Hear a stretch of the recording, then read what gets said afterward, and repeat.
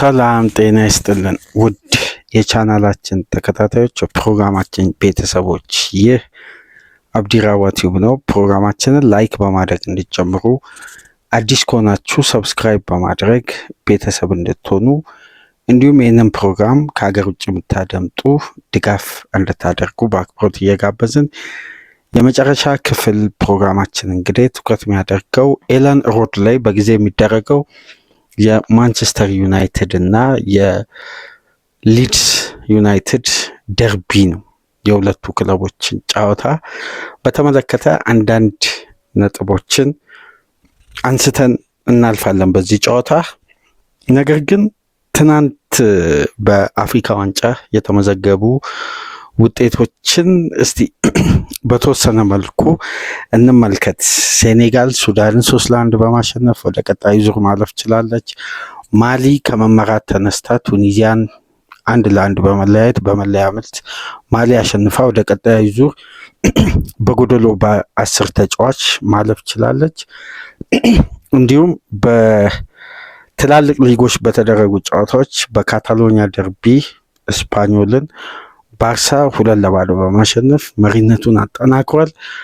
በጣሊያን ሴሪያ አትላንታ ሮማን አሸንፏል። ጁቬ በሜዳው 1-1 ተለያይቷል። የፋብሪ ኮሞ 1-0 ኡዲኔዜን በማሸነፍ አሁንም አስደናቂ ጉዞውን እንደቀጠለ ነው። በፕሪሚየር ሊግ ቪላ ኖቲንጋምን 3-1፣ ብራይተን በርንሌን 2-0፣ ወልቭስ ከ142 ቀናት በኋላ ዌስትሃምን 3-0 ማሸነፍ ችለዋል። በምሽቱ ጨዋታ እንግዲህ ተጠባቂውን የበርንማውዝና አርሴናል ጨዋታ በአርሴናል 3-2 አሸናፊነት ተጠናቋል። ከዚህ ፕሮግራም ቀደም ብሎ ድህረ ጨዋታ ግምገማ ያደረግንበትን ቪዲዮ አስቀምጠንላቸዋል። በተጨማሪም ዛሬ በጊዜ ነው የኤለን ሮዱ ደርቢ ጨዋታ የሚደረገው በሊድስና በማንቸስተር ዩናይትድ መካከል 10 ተኩል የሚደረግ ጨዋታ ነው። ምሽት 1 ሰዓት 9 ተኩል የሊድስ እና የማንቸስተር ዩናይትድ ጨዋታ ይደረጋል። ምሽት 12 ሰዓት ላይ ፉላም ከሊቨርፑል፣ ቶትናም ከሰንደርላንድ፣ ኤቨርተን ከብሬንፎርድ ይደረጋሉ። ምሽት 2 ሰዓት ተኩል ማንቸስተር ሲቲ ከቼልሲ ተጠባቂው ትልቁ ጨዋታ ኢትሃድ የሚደረግ ይሆናል። በስፔን ላሊጋ ሪያል ማድሪድ ከቤቲስ 12 ሰዓት ከሩብ የሚጠበቅ የዛሬ ጨዋታ ነው። በሴሪያ እንግዲህ ላዚዮ ከናፖሊ ጋር 8 ተኩል ላይ ጨዋታ ያደርጋሉ። ኢንተር ሚላን ምሽት 4 ሰዓት ከ45 ቦሎኛን በሜዳቸው የሚያስተናግዱ ይሆናል። ፔዤ ከፓሪስ ኤፍሲ ጋር ምሽት 4 ሰዓት ከ45 በተመሳሳይ የሚደረግ ጨዋታ ነው።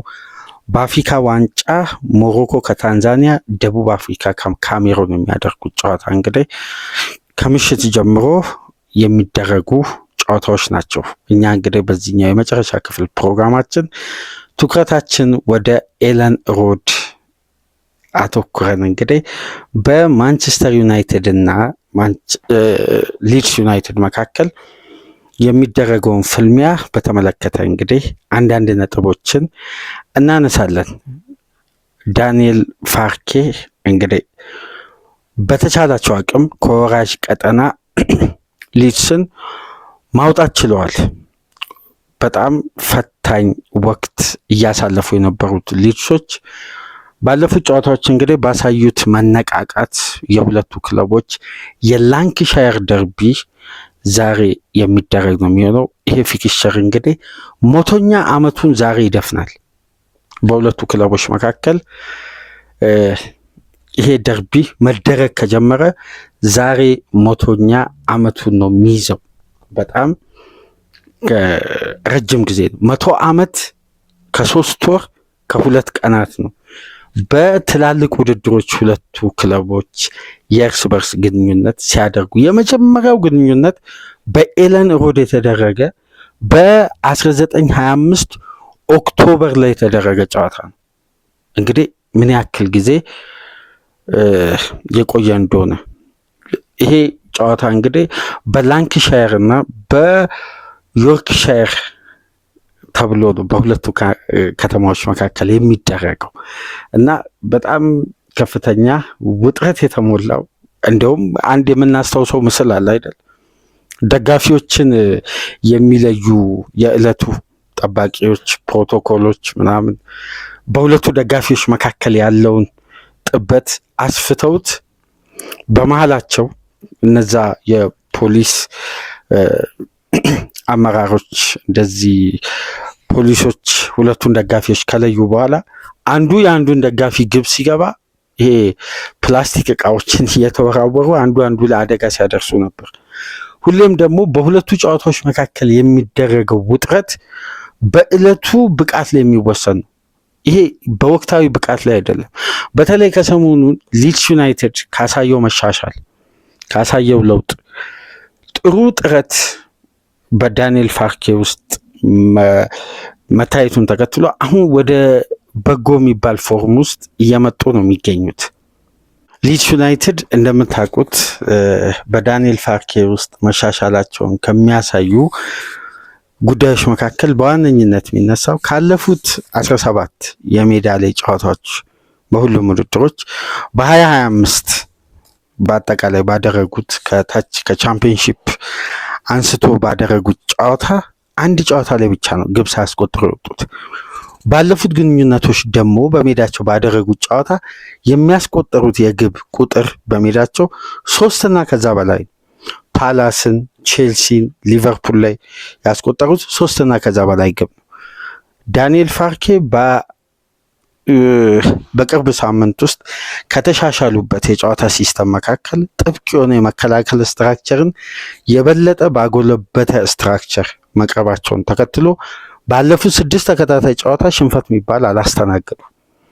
እነዚህ ጥንካሬዎችን ይዘው ነው እንግዲህ በዚህ ውጥረት የተሞላው ከፍተኛ የደርቢ ስሜት መሀላቸው ያለውን ክለብ እንግዲህ ማንቸስተሮችን የሚያስተናግዱት። ለሩበን አሞሪም የዛሬው ጨዋታ ትልቅ ፈተና ከፊት ለፊታቸው የተደቀነ ይመስላል። በተለይ ያለፈው ሳምንት ከወልቭስ ጋር አቻ መለያየታቸውን ተከትሎ ውጥረቶች በልስተዋል፣ ጥያቄዎች ዳግም አንሰራርተዋል። ወቅታዊ ፎርም ላይ የማንቸስተር ዩናይትድ ከፍ ዝቅ ማለት አሁንም አሳሳቢነቱ ጎልቶ እየወጣ ነው። በዚህ መሰረት የዛሬው ጨዋታ ምናልባት ለሩበን አሞሪም አንገብጋቢነቱ 3 ነጥብ ነው። በዚህ ጨዋታ የሚመዘገበው ውጤት አሰልጣኙ ላይ ያለውን ጫና በከፍተኛ ሁኔታ ሊጨምር የሚችልበት እድል በጣም ሰፊ ነው። የትኛውም ነጥብ መጣል ተቀባይነት ያለው አይመስልም። በምንም አይነት ወቅታዊ ፎርም ላይ ቢሆኑም እንኳን ሩበን አሞሪም በዚህም ወቅት እንግዲህ በ19 ጨዋታ ያላቸው ሪከርድ ካለፉት የማንቸስተር ዩናይትድ ብቃት ጋር በተያያዘ ከዊኒንግ ፖዚሽን ላይ ከፍተኛ ነጥብ በመጣል በዚህን ሰዓት በሊጉ የመጀመሪያው ቡድን ቼልሲ ነው። ከቼልሲ በመቀጠል ደግሞ የተቀመጠው ቡድን ማንቸስተር ዩናይትድ ነው። ማንቸስተር ዩናይትድ ከመምራት ላይ ነጥብ በመጣል አሁን ማንቸስተር በዘንድሮ ሲዝን በ19 ጨዋታ 12 ነጥብ ከመምራት ላይ ነጥብ ጥሏል። አንደኛው ጨዋታ የወልቭሱ ጨዋታ ነው። ከዚህ በፊት ኦሊ ጉናር ሶልሻየር በዚህም ወቅት በተመሳሳይ ውጤት ላይ በነበሩበት ወቅት የመጨረሻ ጨዋታቸውን በተመሳሳይ ውጤት ሲያጠናቅቁ ከስራቸው ተሰናብቷል።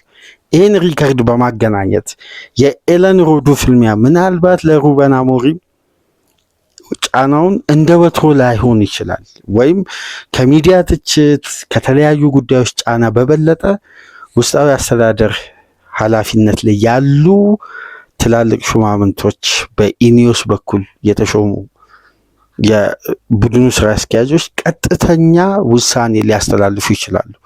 ለምን መሰላችሁ? የመጀመሪያው ጉዳይ ፕሪሚየር ሊግ ላይ አንድ የተለመደ ባህል አለ፣ እንደ ባህል የተያዘ አንደኛው ቤት ላይ ችግር ተፈጥሮ እዛ ቤት ላይ ለውጥ ሲደረግ ሌላኛው ቤትም የለውጡ አንደኛውን ሙቭመንት ይጀምራል። አሁን ፕሪሚየር ሊግ ላይ ታስታውሱ እንደሆነ ኑኖ ስፒሪቶ ሳንቶስን ኖቲንጋም ሲያባርር እዛ ጋር ግራም ፖተር ስንብቶች ተጀመሩ። ወልቭስ ፔሬራን። ይሄ የተለመደ የእንግሊዝ እግር ኳስ ባህል አለ። ከሰሞኑ እንግዲህ ስለ አሰልጣኞች ስንብት ጉዳዮች ረገብ ብሎ ነበር። ስሎትም ይሰናበታሉ ሲባል ነበር። ሌሎች አሰልጣኞች ውጥረቶች በዙ። ነገር ግን ድጋሚ አንሰራራው የኤንዞ ማሬስካ ስንብት መተላለፉን ተከትሎ በእያንዳንዱ ቤት አሁን የውጤት ቀውስ ውስጥ የሚገኙ ኮንሲስታንሲ የማያሳዩ ይሄ የቡድኑን ሪትምና የማሸነፊያ መንገድ ቅኝቱን ያላመጡ አሰልጣኞች ሁሉ በተመሳሳይ መንገድ ከክለቦች አስተዳደር የሚቀርብባቸው ጉዳዮች ሁሉ አንድ አይነት ካራክተር ይላበሳል። ይሄ ፕሪሚየር ሊግ ላይ የለመድነው አንዱ ባህል ነው።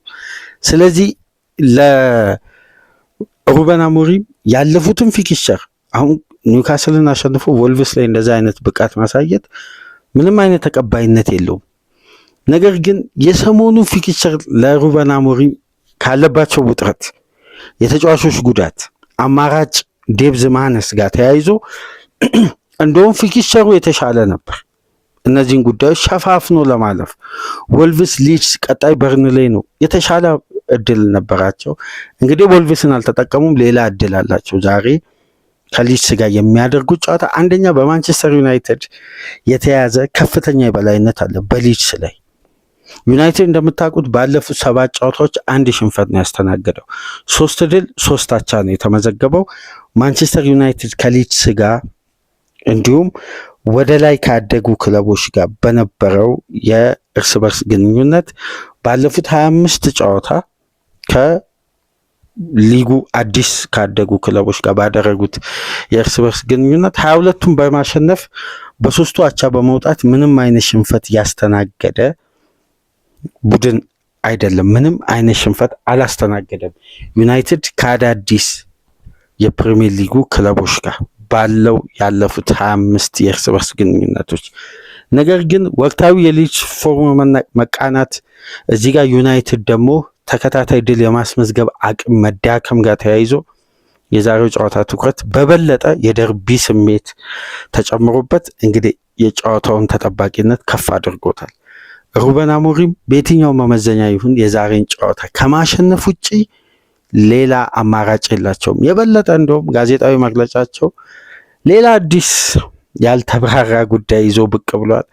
አሰልጣኙ የሚሰጡት ጋዜጣዊ መግለጫ አንዳንዴ ስሜት የታከለበት፣ አንዳንዴ ደግሞ በእግር ኳስ ስሌት ውስጥ አብዛኛው የእግር ኳስ ቤተሰብ የማይስማማበት ከማንቸስተር ዩናይትድ እግር ኳስ ባህል ጋር ተያያዥ ያልሆነ እንግዲህ ራሳቸውን ጫና ውስጥ የሚከቱትም አሰልጣኙ በሚሰጡት አስተያየት ራሳቸውንም ከጫና የሚያወጡት በሚያስመዘግቡት ውጤት ስለሆነ እነዚህ ሁሉ ጉዳዮች ምላሽ እንዲያገኙ የግድ ማንቸስተር ዩናይትድ የዛሬውን ጨዋታ አስገዳጅ የሆነ 3 ነጥብ ማግኘት ያለበት።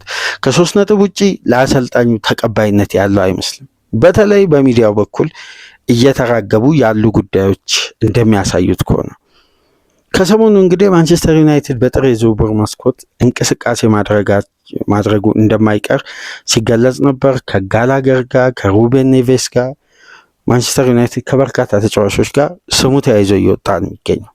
ነገር ግን የካርሎስ ባሌባ ጉዳይ አሁንም በተጫዋቹ ተወካዮች በኩል ማንቸስተር ዩናይትድ ጥረት ማድረጋቸውን አላቆሙ። ብራይተኖች ግን የተጫዋቹን ተወካዮች የትኛውም አይነት ጥያቄ ቢቀበሉ እንኳን እኛ በጥር የዝውውር መስኮት ተጫዋቹን የመሸጥ ምንም አይነት ፍላጎት የለንም የሚል አቋማቸውን ለተጫዋቹ ተወካዮች አሳውቋል። ማንቸስተር ዩናይትድ ግን በባሌባ ያለው ጥረት አሁንም ሳያቋርጥ ተስፋ ሳይቆርጡ በዚህ የዝውውር መስኮት የሚያገኙበትን የተለያዩ አማራጮችን እየሞከሩ ነው የሚገኙት። ወሳኝነቱ ምንም አይነት ጥያቄ የለም። አንገብጋቢነቱ ከየትኛውም ጊዜ በላይ ቡድኑ ያስፈልገዋል። በዚህ የዝውውር መስኮት ግን ማምጣት ይችላሉ ወይ? አብረን በጋራ የምንመለከተው ነው የሚሆነው። ዛሬ ገና በጃንዋሪ 4 ላይ ነው የምንገኘው። ስለዚህ የዝውውር መስኮቱ ወደ 26-27 ቀናት ይቀሩታል። ማንቸስተር ዩናይትዶች ምን አይነት ተሳትፎ ያደርጋሉ? አብረን በጋራ የምንመለከተው ነው የሚሆነው። የኤለን ሮዱን ፍልሚያ በእንዲህ መልኩ አጠር ባለ ሁኔታ ተመለከትን። ላይክ አድርጉ፣ ሼር አድርጉ። አዲስ ከሆናችሁ ሰብስክራይብ በማድረግ ቻናላችንን ተቀላቀሉ። ጨዋታውን ደግሞ ተመልክተን ነገ ድህረ ጨዋታ ግምገማዎችን አጠናክረን ይዘን በሰፊ ፕሮግራም እንገናኛለን። መልካም የረፍት ቀን እንዲሆን ተመኘን። ሰላም ቆዩ።